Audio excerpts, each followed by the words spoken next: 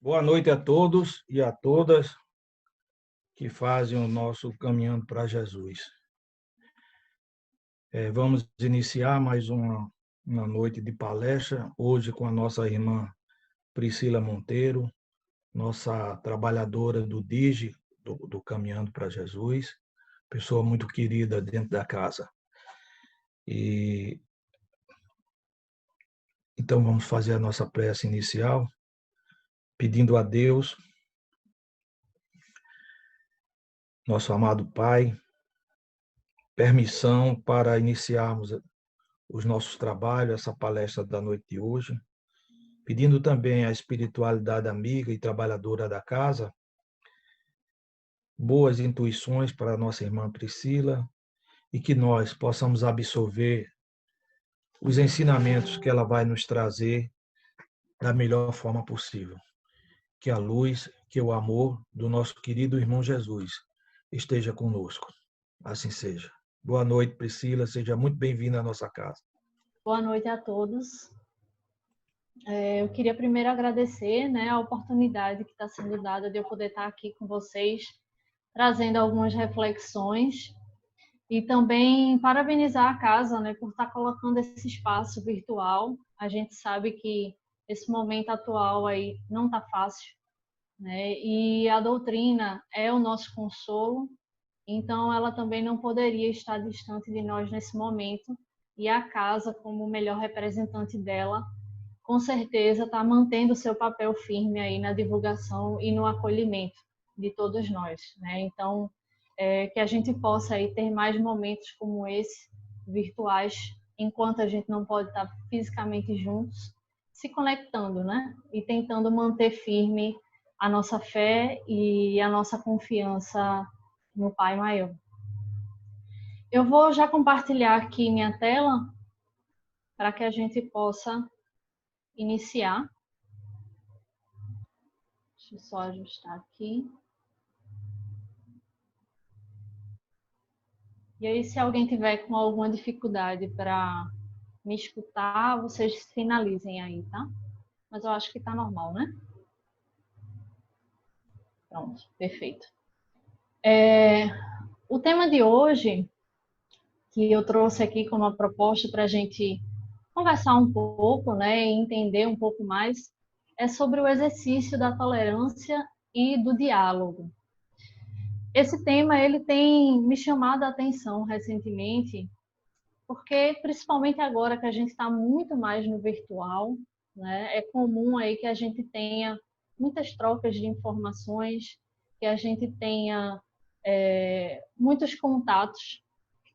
E esses contatos virtuais, eles são contatos um tanto quanto complicados, porque a gente não tem aí, muitas vezes, apesar de a gente conseguir se ver num vídeo, mas é diferente, de você estar com a pessoa naquele momento, falando, dialogando, conversando. E aí, muitas vezes, isso pode gerar problemas, isso pode gerar dificuldades de entendimento. E também, a gente tem observado, já de anos para cá, muitos temas que têm chamado a atenção da nossa sociedade e que têm provocado certos distanciamentos, dentro dos grupos, inclusive entre amigos, entre familiares, seja questões envolvendo política, seja questões envolvendo o próprio entendimento religioso, seja questões envolvendo a situação de minorias, problemas sérios que a gente ainda enfrenta, como o racismo, como a discriminação de gênero, como a discriminação social, e que vem mostrando para a gente que fazer parte desse meio que é chamado sociedade é algo que realmente exige sempre de um cuidado maior, Exige sempre a gente se colocar num papel de observação e de entendimento que muitas vezes a gente acaba na correria do dia a dia, Ou até por conta da falta do autoconhecimento, não conseguindo trilhar esse caminho do entendimento. Então, assim, eu não pretendo trazer aqui um remédio para resolver os problemas de tolerância e diálogo, porque Jesus trouxe todos os remédios há 2000 anos e a gente ainda está aqui precisando falar sobre isso. Então, é apenas uma contribuição a mais para instigar mesmo vocês a se perguntarem, né, enquanto pessoas, o que é que vocês têm feito, como vocês têm se movimentado, como vocês têm interagido dentro dos seus grupos, dentro dessa sociedade, e deixar inquietações, né? Porque eu acho que quando a gente fica numa zona de conforto, a gente acaba não evoluindo. E aí é importante a gente entender, né, o que é que nos tira dessa zona de conforto, o que é que nos toca, o que é que dificulta a nossa aproximação a uma pessoa X, Y, Z, para poder a gente também trabalhar a nossa reforma íntima, que a gente sabe que é aí o nosso principal objetivo na encarnação em que nós nos encontramos. Então, para começar, eu trouxe essa imagem aqui. Eu não vou perder muito tempo com ela, porque no final a gente vai voltar para uma reflexão. Mas eu queria já que vocês pensassem sobre essa pergunta, né? Diz aí, você escuta para responder ou para compreender? Então, quando alguém fala com você, quando alguém te acessa de alguma forma, você já pensa automaticamente em qual deve ser tua resposta, ou que tem que ter uma resposta, ou você encontra-se, enquanto aquela pessoa está falando, aberto para primeiro absorver aquela mensagem, entender o que está sendo dito, e só então tomar alguma atitude a respeito. Parece uma besteira, mas há uma diferença muito grande nessas duas posturas, entre escutar para responder ou escutar para compreender. E aí eu trouxe também aqui o nosso verbete sobre diálogo, né? A gente colocou aí no título da palestra, diálogo e tolerância. Às vezes a gente acha que já entende muito sobre uma palavra, né? Que já ouviu ela N vezes e que por isso não faz mais sentido a gente estar falando sobre isso. Mas eu acho que o maior perigo nosso é justamente esse. É quando a gente acaba normalizando as palavras e a gente acaba perdendo ou esquecendo qual é o significado delas. Então, eu trouxe aqui alguns conceitos para a gente trabalhar. O primeiro, que está lá no nosso Aurélio, diz que o diálogo é uma fala alternativa entre duas ou mais pessoas, é uma conversação. Ou ainda uma troca ou discussão de ideias ou de opiniões. E no dicionário de Cambridge, ele traz também um significado em que diálogo é um sério intercâmbio de opiniões, especialmente entre pessoas ou grupos que discordam. Eu gostei muito desse segundo significado do dicionário de Cambridge, porque ele já traz uma questão a mais, né? Enquanto no primeiro a gente fala aí sobre troca de ideias e de opiniões, no segundo já diz que ele vai ser especialmente algo que acontece entre pessoas que discordam. E aí, como será que está a nossa relação diante da discordância? Será que a gente acha que o diálogo só é possível entre pessoas que pensam da mesma forma? A gente fala muito sobre, né, tem o ditado, religião e política não se discute. Será? Religião e política são facetas importantíssimas da nossa sociedade. Os dois são locais onde a gente se coloca em interação com outras pessoas. Tanto no âmbito político como no âmbito religioso, a gente toma decisões que vão impactar não só a um, mas a várias pessoas ao mesmo tempo. E aí, será que realmente a gente não deve dialogar nesses espaços ou sobre esses espaços? E será que esse diálogo só pode ser construído através de pessoas que pensam da mesma forma? Pelo verbete aqui, a gente vê que é justamente ao contrário. E aí eu trouxe também nosso querido Sócrates. Ele está aí nessa imagem. Essa imagem é bem emblemática e eu quis colocar ela porque Sócrates, né, foi um dos grandes filósofos gregos e ele foi condenado a beber a cicuta, né, como pena de morte, justamente por conta das informações e da busca do conhecimento que ele queria trazer e ele queria levar a todos naquela época. E nem sempre as pessoas, principalmente aquelas com mais poder, gostariam que determinadas coisas fossem debatidas ou fossem discutidas. Mas Sócrates, ele tinha realmente uma vontade muito grande de fazer com que as pessoas entendessem que o debate das ideias, ele é condição sine qua non para a gente existir enquanto seres humanos. Então, ele desenvolveu esse conceito, digamos assim, de diálogo, em que ele dizia que através do diálogo apenas é que nós conseguiríamos alcançar a verdade. Por quê? Porque Sócrates entendia que as pessoas, elas eram imperfeitas. E que muitas vezes, cada um tendo um entendimento diferente, poderia ver só uma parte do que era real, do que era correto.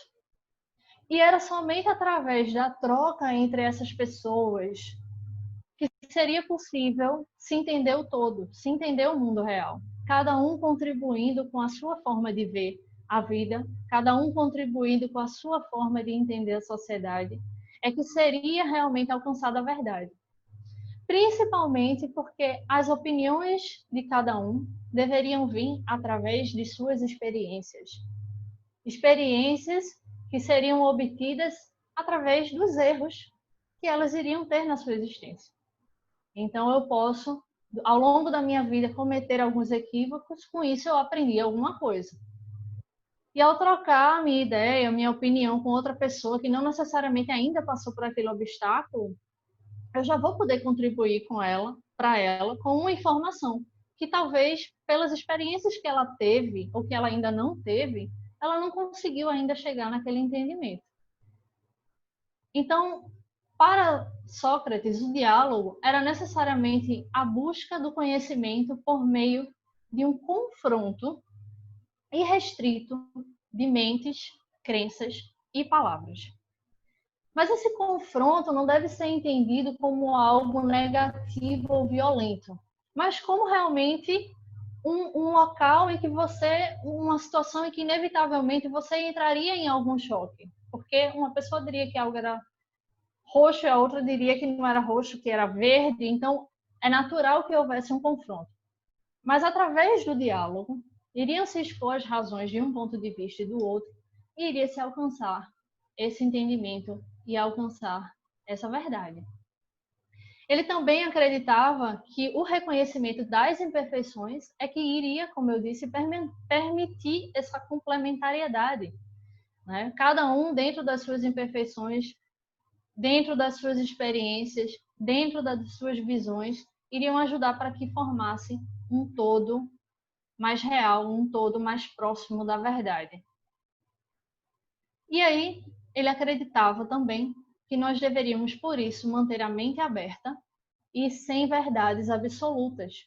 Porque aquele que acha que já sabe a verdade, que conhece a verdade, aquele que acha que tudo que ele pensa é o único caminho possível, a única forma possível de explicar determinado assunto, ele não tem como participar de um diálogo.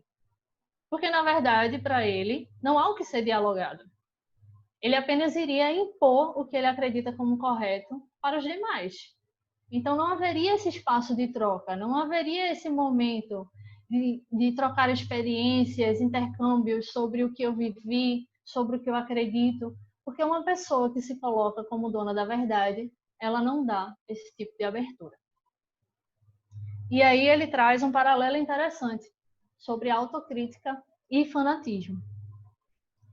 Quando a gente fala dessa questão da gente se permitir dialogar, a gente também se abre para a autocrítica.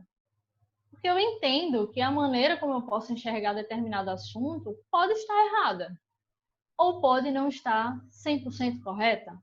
Eu posso ter um entendimento parcial da coisa. E aí, quando eu converso com outras pessoas e entendo outros pontos de vista, eu posso fazer uma autocrítica sobre o meu ponto de vista e reavaliar. Realmente, talvez essa questão, eu pensar dessa forma ou eu agir dessa forma não faça muito sentido.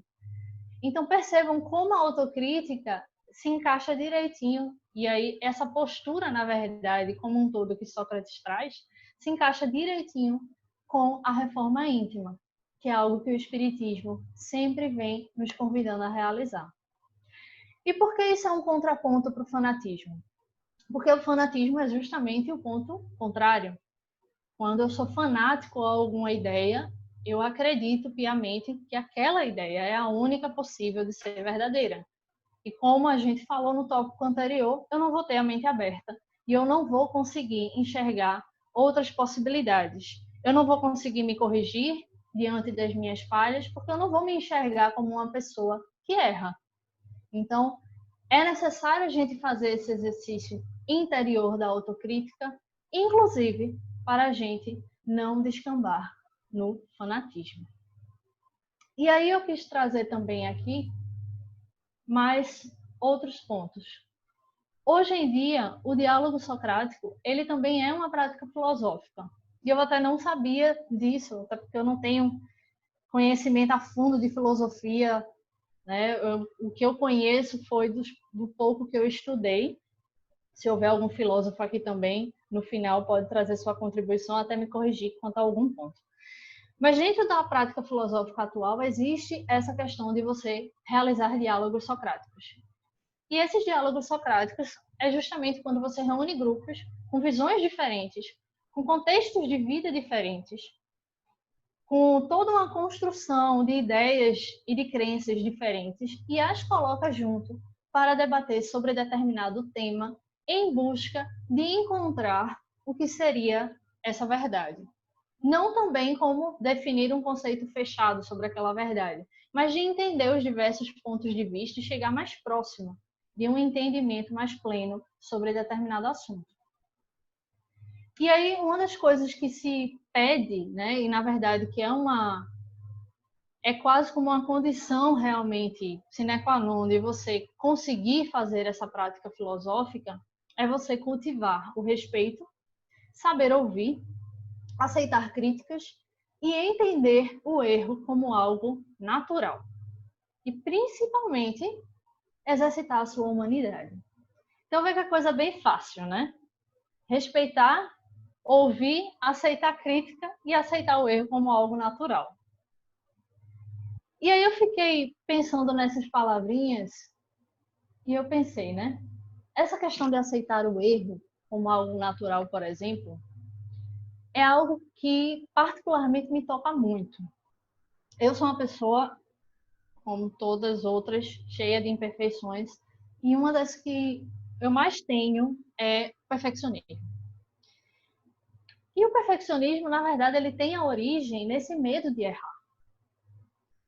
E a partir do momento em que eu tenho medo de errar e que eu acho que esse erro não pode existir, eu não encaro ele como algo natural e eu acabo pensando isso das pessoas ao meu redor também. Eu não permito que as pessoas ao meu redor também cometam erros, porque eu não me permito cometer erros.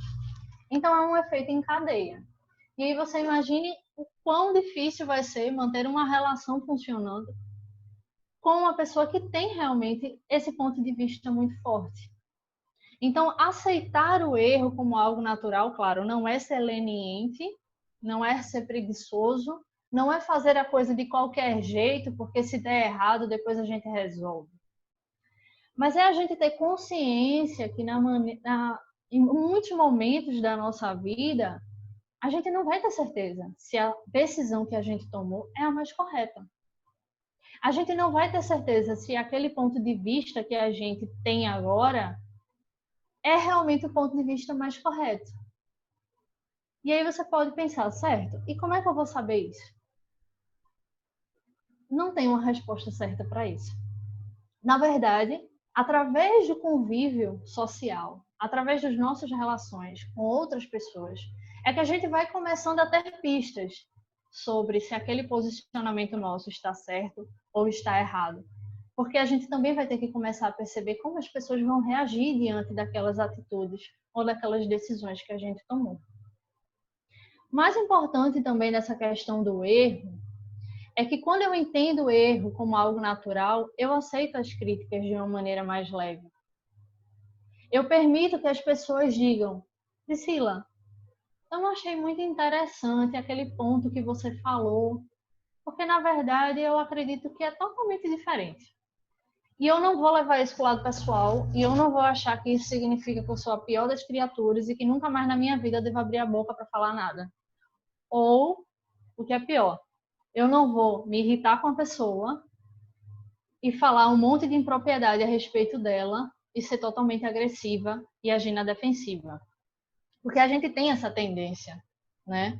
Quando a gente recebe uma crítica, ou a gente se coloca numa posição de ser o coitadinho, né? Aquele que não acerta nada, realmente eu não acerto nada, eu nunca faço nada certo, eu mereço que tudo de errado aconteça, eu não mereço nada disso, ninguém mais fale comigo, ninguém mais seja meu amigo porque eu sou o errado.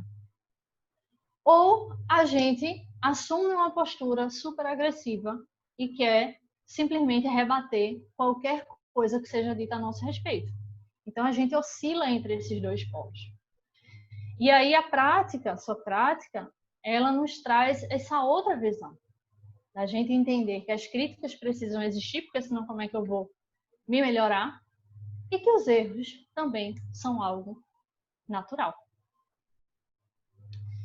E aí tem um outro filósofo, que é Platão, também grego, que ele traz uma alegoria, chamada Alegoria da Caverna, que está lá no livro, acredito que é A República. E que também é uma história bem interessante, que nos ajuda a entender um pouco sobre essa questão. A situação é a seguinte. Platão diz que numa determinada caverna, nós temos algumas pessoas que ficam sentadas dentro dessa caverna. Essa caverna é super escura. E elas sentadas dentro dessa caverna escura só conseguem olhar para uma parede, para a parede do fundo da caverna. Só que atrás delas tem uma abertura. E através dessa abertura passa a luz que vem de fora. Essa luz se projeta na parede diante deles e qualquer criatura ou pessoa que passe do lado de fora da caverna, a sua sombra fica visível para quem está dentro da caverna.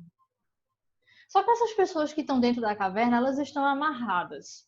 Elas não conseguem se soltar, elas não conseguem se virar para ver a entrada da caverna. Elas só conseguem olhar para frente, para essa parede e para as sombras que aparecem nessa parede. Então imaginem que elas começam a achar, porque elas estão já há muito tempo ali, que a única realidade que existe é o que está sendo projetado na parede da caverna. Para elas, o que aparece na parede da caverna não são sombras de algo real que está lá fora. Para elas, o que aparece na parede da caverna é o algo real.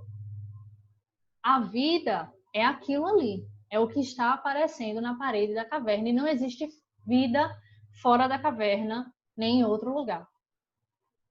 E aí vocês imaginem que um belo dia, uma dessas pessoas, ela descobre que ela na verdade está solta. Ela não está presa. E aí ela decide sair dessa caverna e caminhar para fora. Ela vê a luz saindo e ela tem alguma coisa aqui, né? Além dessa caverna. E ela começa a caminhar para fora da caverna. Quando ela chega na porta da caverna, né, digamos assim, toda a luz do mundo exterior a atinge. E imagine que essa é uma pessoa que está há anos sem enxergar a luz.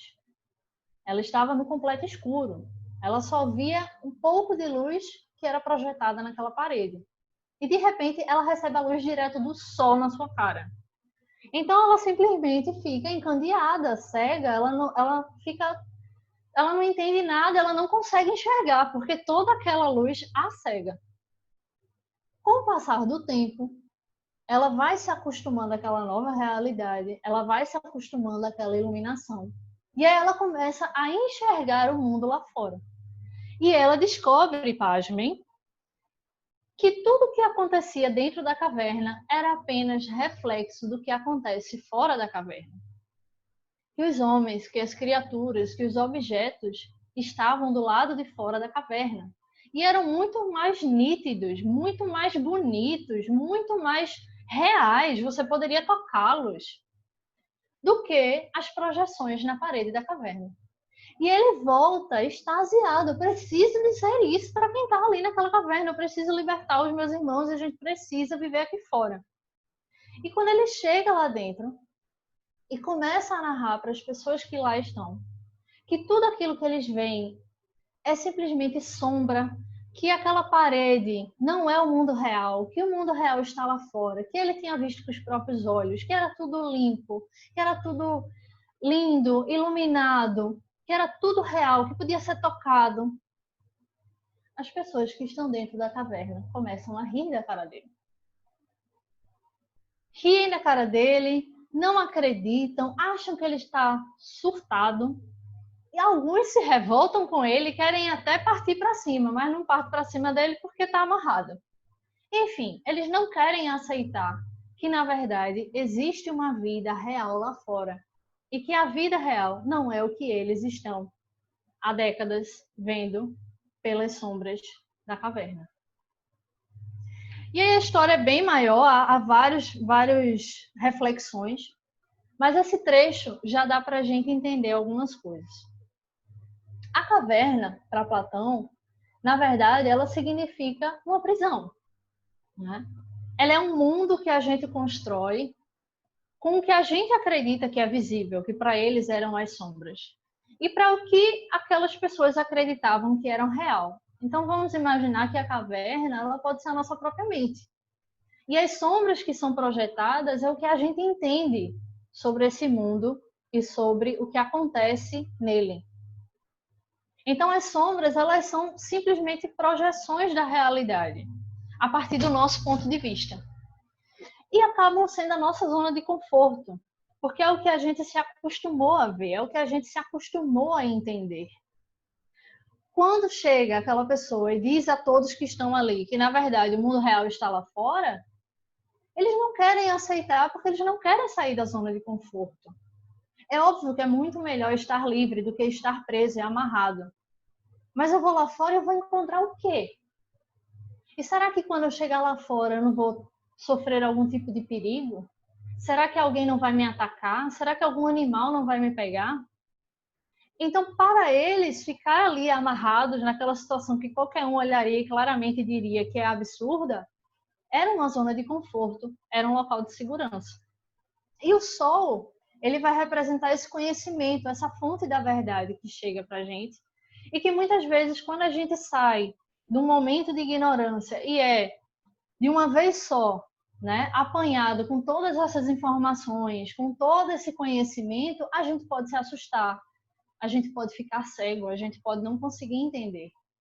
O que mostra que a gente não aprende as coisas do dia para a noite, a gente não aprende as coisas de uma hora para outra, a gente precisa de tempo para a gente se acostumar com o conhecimento e aí passar a enxergar melhor, que foi o que aconteceu com aquele que saiu da caverna. E aí tem um trecho que eu queria destacar que ele coloca lá, que diz assim: o poder e a capacidade de aprender já existem na alma. Assim como o olho é incapaz de voltar-se das trevas para a luz, sem ser acompanhado do corpo inteiro, também a faculdade de conhecer só pode apartar-se do mundo das coisas contingentes por meio de um movimento da alma inteira, até que esteja em condições de enfrentar a contemplação do ser, inclusive da parte mais brilhante do ser, que é o que chamamos da ideia de bem. Então, quando Platão traz essa alegoria, ele deixa muito claro que a gente não consegue também mudar tão rápido assim. A gente precisa de um tempo, a gente precisa entender o porquê, a gente precisa se acostumar com esse movimento de sair da zona de conforto, de descobrir outras realidades. E aí, muitas vezes, quando a gente está conversando com alguém e a gente tem uma certeza muito grande do que a gente acredita e aquela pessoa não quer entender, a gente se revolta, a gente se angustia, a gente fica ansioso, porque a gente quer que o outro já entenda, já pense as coisas como a gente pensa. Mas a gente tem que pensar que não é tão simples assim. Que existe um movimento também para o outro entender coisas diferentes do que o que ele já está acostumado a entender. não é do dia para a noite. E aí, eu até trouxe aqui uma ilustração que tem um padrinho da Turma da Mônica, né, com o Piteco, que é um personagem da Era das Cavernas, que Maurício de Souza fez, e ele fez toda uma história em quadrinhos justamente falando sobre a alegoria da caverna. E nesse trecho aí, a gente tem 3 pessoas que estão presas na caverna, né, e estão admirando o mundo através da sombra projetada.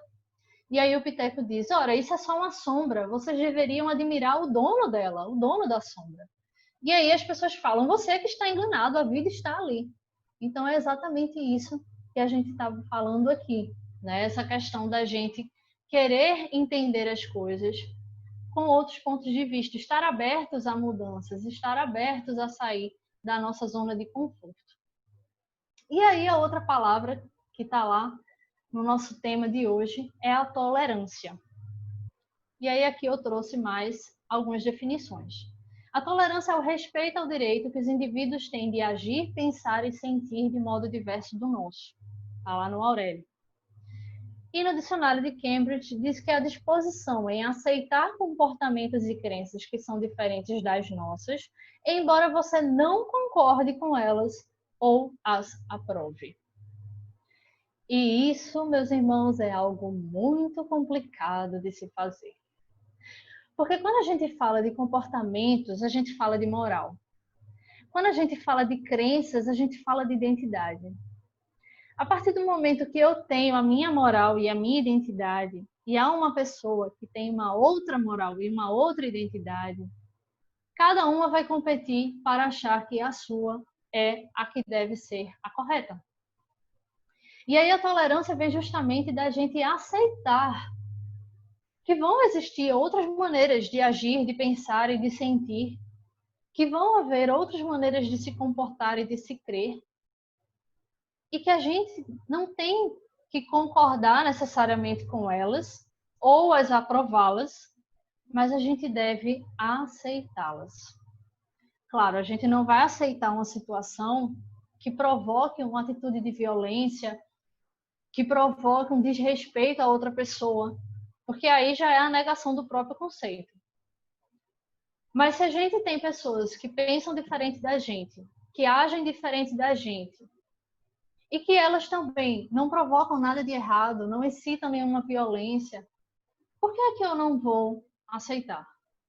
Por que é que eu só acho que só há uma maneira de fazer a paz? E essa maneira é através do que eu acredito. E aí eu pergunto para vocês, será que nós nascemos prontos?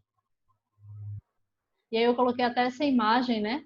Mostrar que o pintinho ele sai do ovo e até ele se tornar um galo ou a galinha, ele passa por ele transformações. E a gente também. Como espíritas, a gente sabe que a reencarnação é importantíssima para o fluxo do progresso.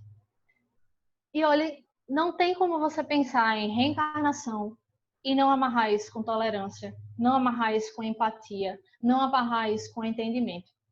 Porque a partir do momento que eu entendo que essa vida única não é a que me define, eu não posso não ser empático com o outro, porque a posição do outro que eu hoje critico pode ter sido a minha ontem.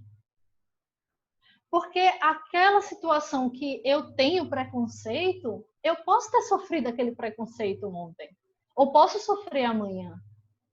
Então a reencarnação nos mostra que nada é fixo na criação e todos os lugares são relativos.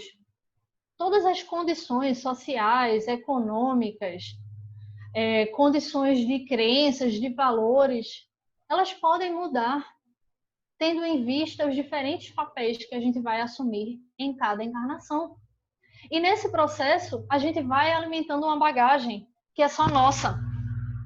E essa bagagem que é só nossa, ela pode causar estranhamento para o outro, porque o outro não caminhou o que eu caminhei, o outro não passou pelo que eu passei, e o outro pode entender a coisa de uma maneira errada, porque ele não está na posição que eu estou.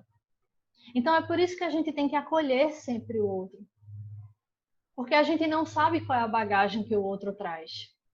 E muitas vezes essa bagagem fica no nosso subconsciente e nos provoca gatilhos emocionais.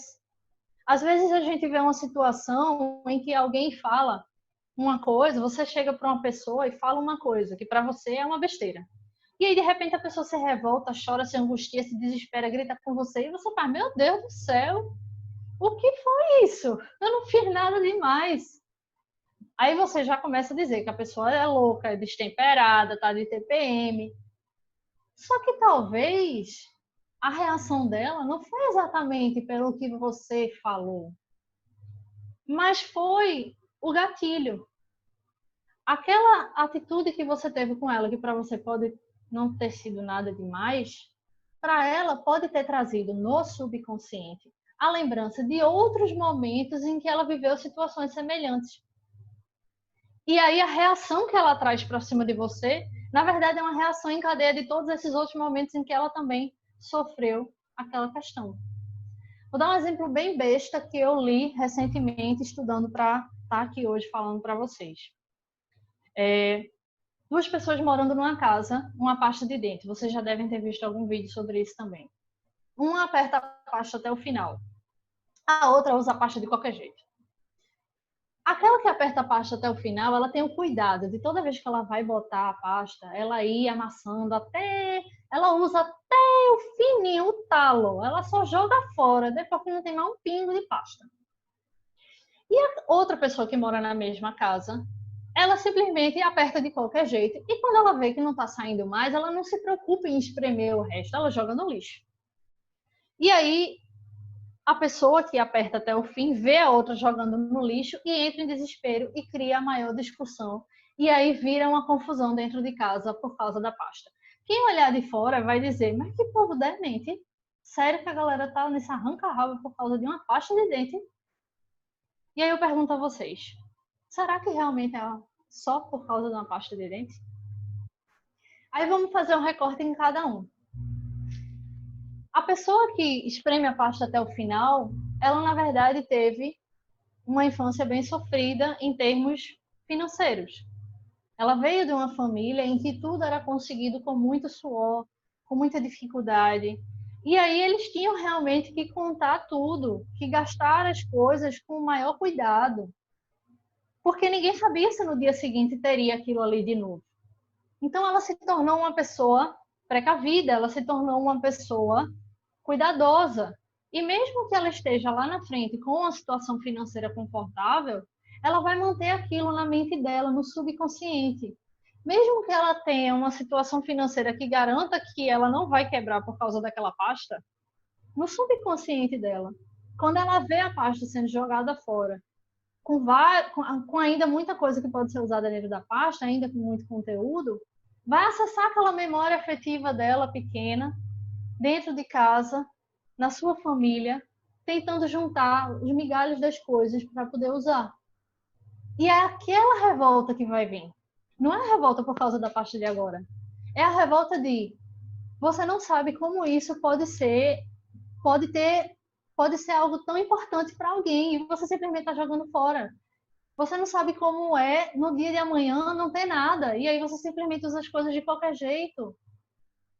Do outro lado, a pessoa que usa a pasta de qualquer jeito e não se preocupa se está usando ela até o fim ou não, pode ter vindo de um lar completamente diferente, em que lá tudo estava à disposição, em que não se precisava contar moedas para comprar nada, em que não lhe faltava nada e que tudo estava garantido. Então é claro que essa origem diferente, com experiências diferentes, vai se desdobrar em comportamentos diferentes. E esses comportamentos, vivendo no mesmo lugar, sob o mesmo teto, vão entrar em choque.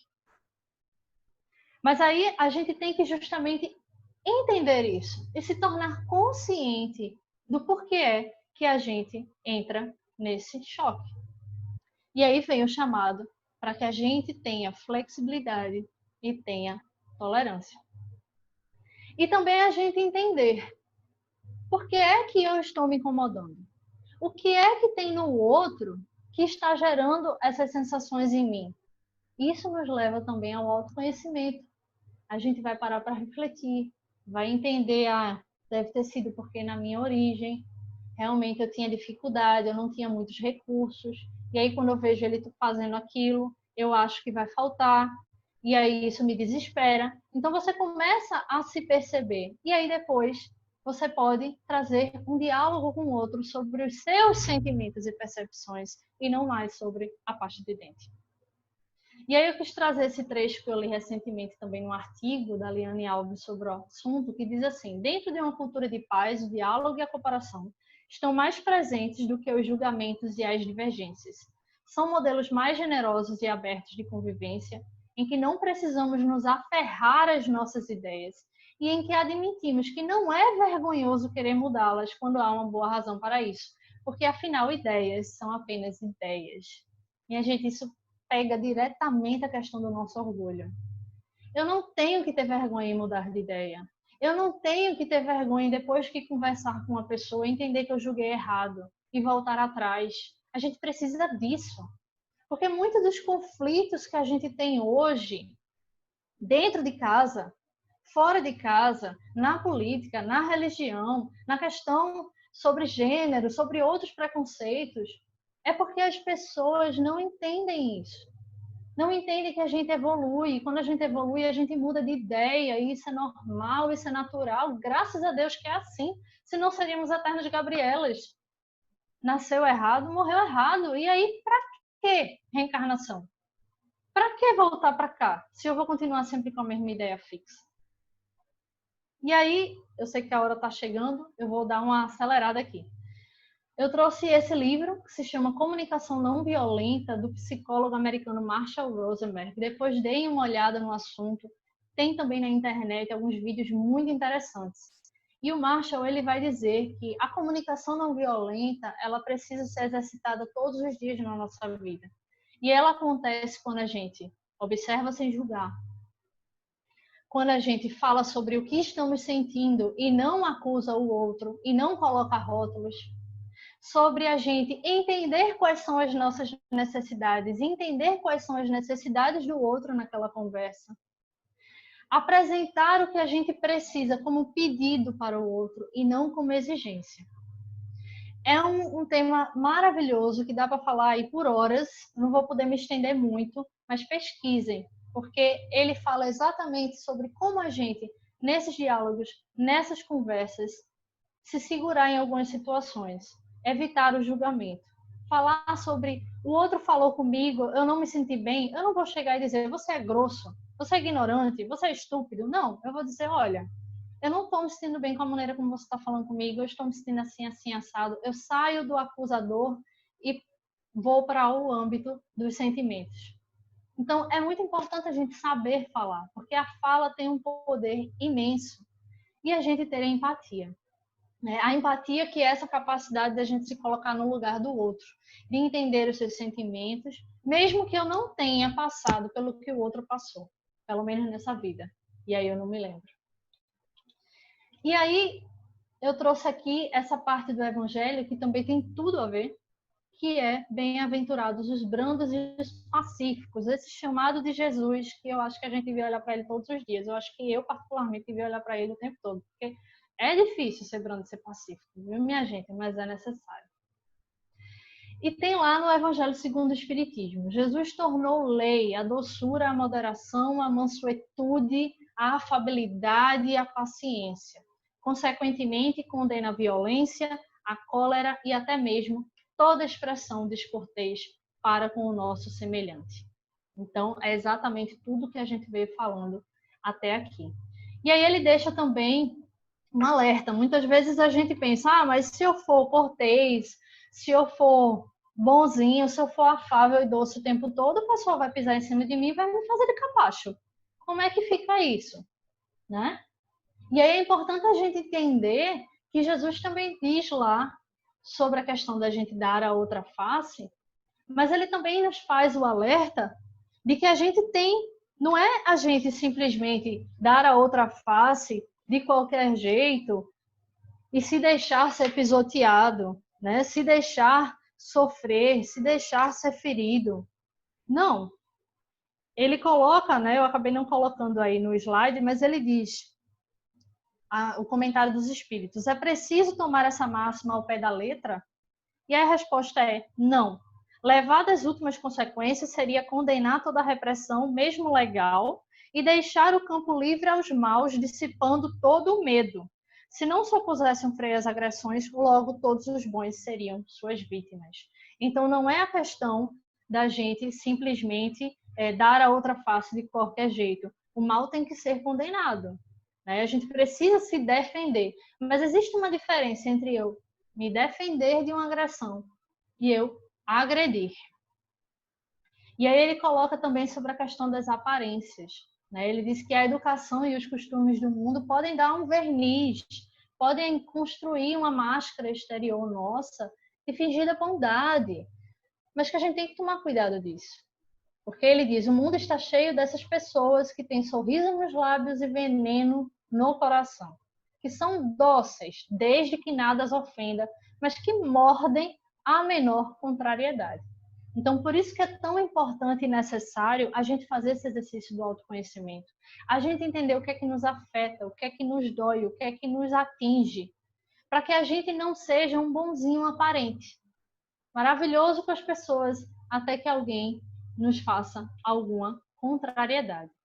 E entender que respeitar não é ser submisso, mas é entender e acolher também aquele movimento do outro, que pode estar sendo agressivo naquele momento, mas eu não preciso responder na mesma moeda. Eu respiro fundo, eu tento entender por que ele está agressivo assim e eu falo e me conduzo com ele de uma maneira calma e assertiva.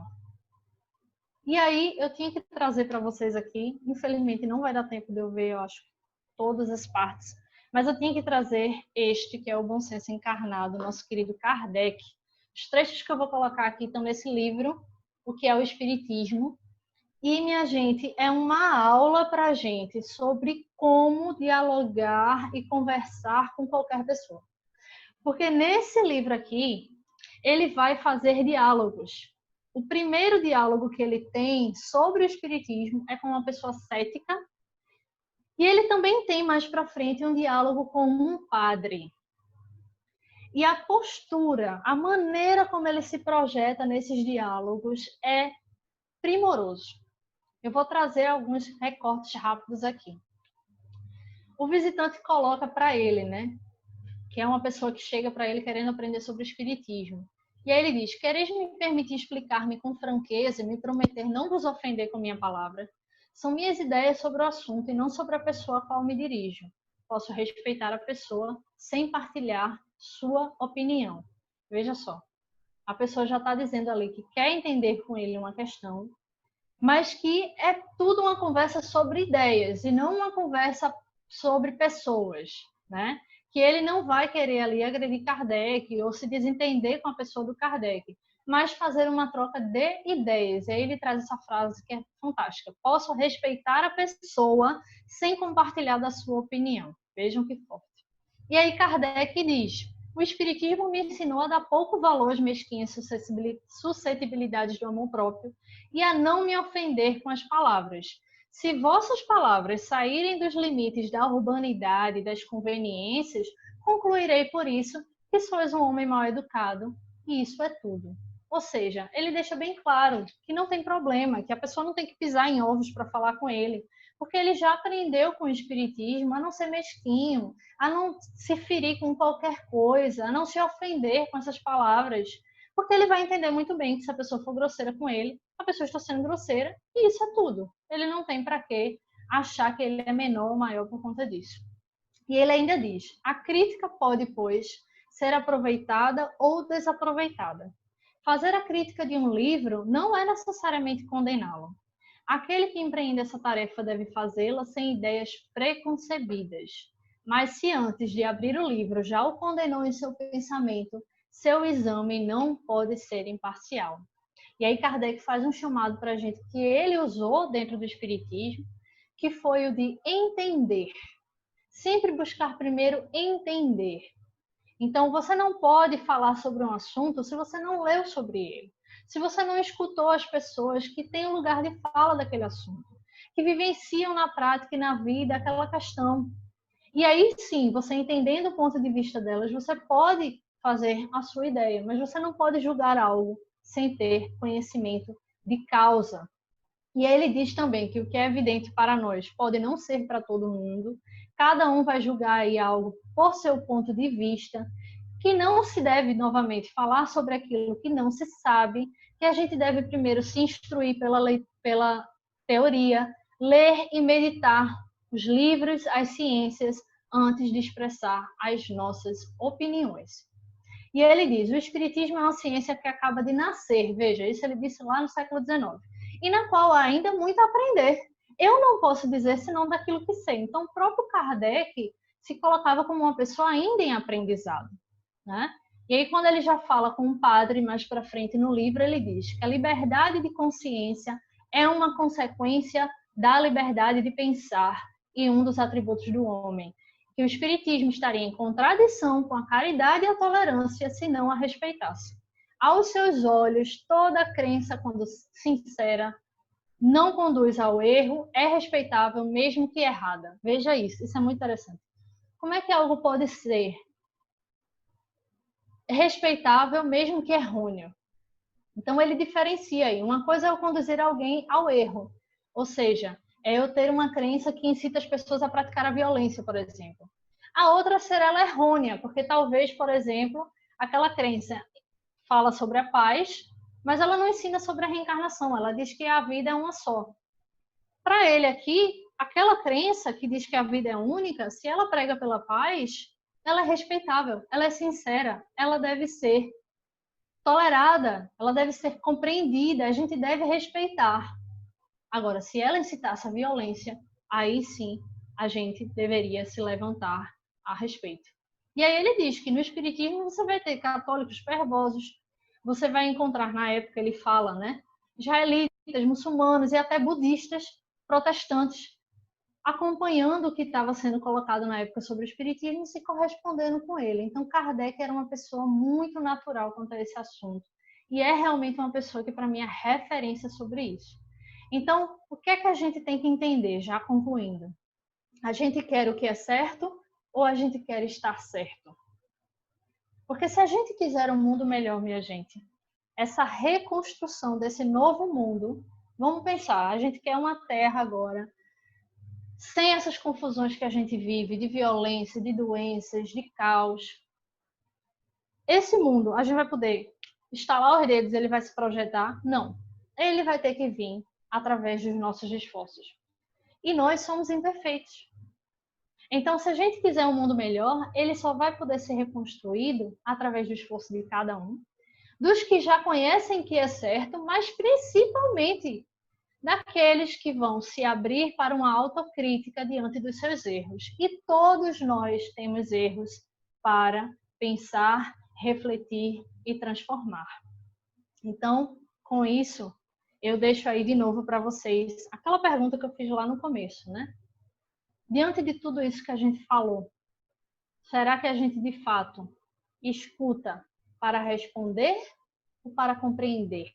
Quando alguém fala, eu estou mais preocupado em emitir minha opinião ou eu, naquele momento, estou preocupado em entender o que está me sendo dito? E aí eu trouxe aqui um trecho de uma música de uma banda de rock espírita, viu? Quem gostar de rock aí, quiser ouvir, muito legal a música dessa banda, as músicas que eles têm. Cartas de Bordeaux é o nome da banda. E ele diz assim, vê o que antes não via. Pensa nas palavras desse dia. Quantas foram reais e justas? E quantas nós atiramos sem pensar? Então, será que realmente tudo que a gente diz, tudo que a gente compartilha nas redes sociais, tudo que a gente fala com as outras pessoas, são palavras reais? São palavras justas? Ou são pontos de vista que podem estar equivocados ou até cegos com os nossos preconceitos, com os nossos medos, com os nossos erros? E aí eu também queria que a gente pensasse numa frase que eu gosto muito de Caetano, que diz assim, cada um sabe a dor e a delícia de ser o que é. Então, que a gente sempre faça esse exercício, que não é fácil, não é do dia para a noite, é como aqueles homens saindo da caverna e se acostumando com a luz. Da gente perceber, antes de responder, quando a gente é atingido ou quando a gente recebe uma opinião muito diferente da nossa, da gente refletir um pouco. sobre o que é que aquela opinião, o que é que aquela pessoa realmente quer dizer com aquilo. E saber se abrir para esse entendimento. Inclusive perguntando, olha, eu não entendi o seu ponto de vista. Por que é que você defende isso dessa forma? Como é? Porque é no diálogo, minha gente. É apenas no diálogo que a gente consegue enriquecer o nosso conhecimento e a nossa visão de mundo. E aí eu vou parar aqui para abrir, caso alguém queira comentar ou perguntar alguma coisa. Podem aí abrir os seus microfones, estou à disposição. Olá, Priscila? Oi, O Mick tá falando. Bom, tudo, antes de amigo? nada, boa noite, pessoal. Uma boa noite especial para o seu Arthur, né? Muito bom o Arthur aí assistindo a nossa palestra, né? Priscila, parabéns por tua palestra, muito boa, né? Você nos mostrou assim como é que tem que usar as telas sem ler a estela, né? Foi uma palestra muito boa, mostrou seus tópicos, realmente muito boa. É muito bom ver você, ver Gilmar, ver Flávio, ver Paulo, fazer palestra no centro. Significa renovação. Aí meu ponto de comentário é sobre aquela parte do erro, né? Aceitar o erro e sair da zona de conforto. E eu queria trazer um pouquinho para o nosso centro, né? Para o nosso caminhando. Eu acho que a gente está pensando exatamente nisso, sair dessa zona de conforto e deixar que outras pessoas assumam as tarefas no centro, tarefa de coordenação de salas, tarefa de palestra, né? Como você está fazendo agora, as tarefas de participar de debate no final do mês, renovar um pouco mais o centro. Eu acho que isso é muito importante. Se a gente pensar um pouquinho naquela ponta, tentar colocar isso em prática no nosso centro. Eu não sei se você quer comentar sobre isso ou não, mas esse é o momento que eu estava falando. Tá? Boa noite aí. Obrigada, Almir. Eu acho muito importante a gente sempre ter essa autocrítica em tudo, né? E a gente sabe que, como tudo na vida, o que é hoje não é amanhã, né? E quando a gente fala da nossa instituição, ela é uma microsociedade, né? Nós estamos aqui também vivendo em sociedade. E aí, quando a gente consegue ter esse olhar de abrir o espaço, de abrir a oportunidade para que as pessoas também possam testar e se colocar em outras posições, isso com certeza é muito enriquecedor, né? Porque às vezes a maneira como a gente sempre faz determinada coisa, quando a gente possibilita que o outro faça, a gente descobre uma outra maneira de fazer que também é interessante. Opi, Oi. é bastante interessante o seu tema, né, como a gente estava conversando anteriormente, desafiador, né, para os tempos de hoje, onde o que o outro fala não me importa, mas o que eu berro tem que ser ouvido, né, e isso vem separando famílias. Assustadoramente você vê famílias se declarando separadas por conta de pontos de vista que não são ouvidos ou respeitados. Em contrapartida, a gente vê um trem aí bala chamado escuta ativa, né? Dentro das empresas, eu que trabalho com o setor de saúde, é esse profissional que consegue escutar o que o outro fala, ele é preciso, né? Existe uma palavra muito difícil, mas de uma importância grande dentro da saúde, que é a anamnésia, né? Uma palavra técnica, que nada mais é do que escutar o que o outro fala e depois de sair tecer certos comentários. E comentários esses que muitas das vezes não é delegar ao outro o que ele vai fazer ou não com a vida dele. É simplesmente provocar nele o que ele já sabe, que é como resolver aquele dilema ali que ele está passando, ou como ele falar um pouco e eu completar. Seu tema é bastante esclarecedor, você puxou o Kardec, né? Nós estudamos esses diálogos no livro que é o Espiritismo, e a gente sempre ficava surpreendido, né? A gente brincava na nossa reunião de mocidade, brincava entre aspas assim, com o grande Kardec, né? Porque a cada desafio, a cada carta, o mais absurda que ela fosse, Kardec respondia de uma forma belíssima.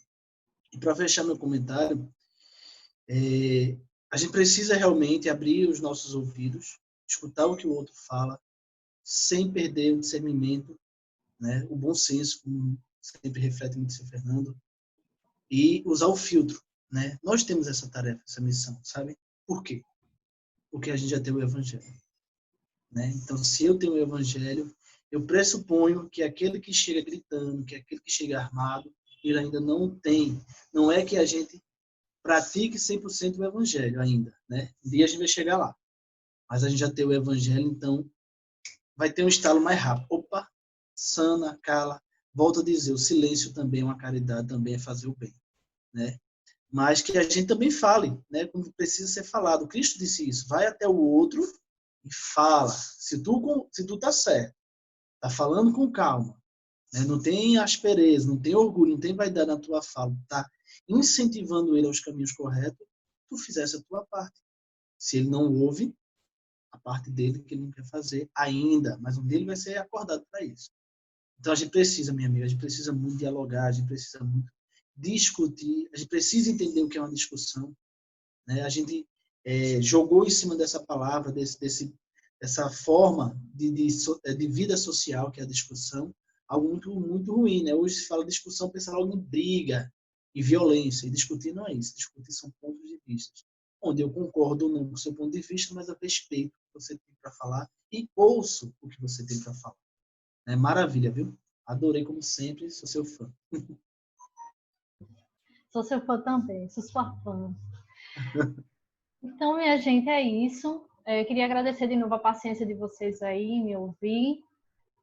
Tem muito mais coisa para se falar sobre esse tema. Esse é um tema fantástico, maravilhoso. Digo de novo, leiam o que é o Espiritismo, vejam lá o posicionamento de Kardec, a Revista Espírita também, os artigos que ele responde para o pessoal que pensa diferente, né? Essa questão da comunicação não violenta. E aí, antes de eu fazer a prece, que o Rogério já tinha me dito, né, Rogério, que eu posso concluir com a prece. Antes de eu fazer a prece, eu queria também dar um rápido testemunho para vocês. Assim, eu estou casada há 4 anos e meu esposo é evangélico, né? O pai dele é pastor, a mãe dele muito ativa na igreja, né? Minha mãe é espírita, eu tenho várias pessoas que são católicas dentro, meu pai é católico, né? E assim, a gente tem também, tanto eu e meu esposo, posicionamentos políticos diferentes, mas a gente tem aprendido a dialogar, né? E é muito interessante isso, porque a gente acha que só pelo fato da gente amar a pessoa vai ser fácil entender. E não é, porque a gente ainda tem muito isso na gente, né? Daquilo que a gente acredita e da gente achar que aquilo ali é a única forma. E eu tenho feito muitos exercícios de conseguir ver com os olhos dele. E claro, a gente sabe o ponto de vista familiar, vivência, experiência de cada um, e tem sido enriquecedor. Eu mudei muitas coisas na minha cabeça quando eu comecei a me relacionar com ele, ele também, né, sobre mim, e a gente tem construído uma nova realidade. Eu acho que isso é que é o rico, isso é que é o fantástico, é a gente encontrar os pontos de concordância entre as pessoas que têm contextos diferentes, né, mas que nos tornam aí no final pessoas mais ricas em conhecimento e em entendimento do mundo em que a gente vive. Então, vamos fazer a nossa prece. Eu vou pedir para vocês mentalizarem o Mestre Jesus. Vamos pensar nesse Mestre maravilhoso, que durante o tempo que esteve aqui entre nós, tão curto, tão rápido, mas ele foi tão efetivo, ele foi tão importante e soube mostrar com tanta força o que era a verdadeira luz. E ele não fez isso pela violência, ele não fez isso com gritaria, ele não fez isso com ódio, nem com toda a verdade que carregava dentro de si. Ele se colocou de forma arrogante. Ele foi humilde, ele chegou para aqueles que precisavam, ele estendeu a mão a todos, independente dos seus posicionamentos políticos, das suas vivências religiosas, dos seus contextos familiares e de vida. Ele amou incondicionalmente a cada um, apesar de todos os erros e imperfeições que eles levavam. E mesmo diante da morte material, provocada pela incompreensão daqueles que tanto ele amou, ele os perdoou e nos perdoa diariamente nos nossos exercícios diários, muitas vezes realizados de forma intempestiva. Ele sempre está à disposição. Ele sempre está disponível para nos ouvir, para nos entender, e para nos orientar. Que a chama do Mestre Senhor possa se manter viva dentro de cada um de nós, que essa casa de oração e trabalho se mantenha sempre renovada pela força do seu nome, porque ela já diz, nela estamos juntos, caminhando para Jesus. Assim seja. Priscila,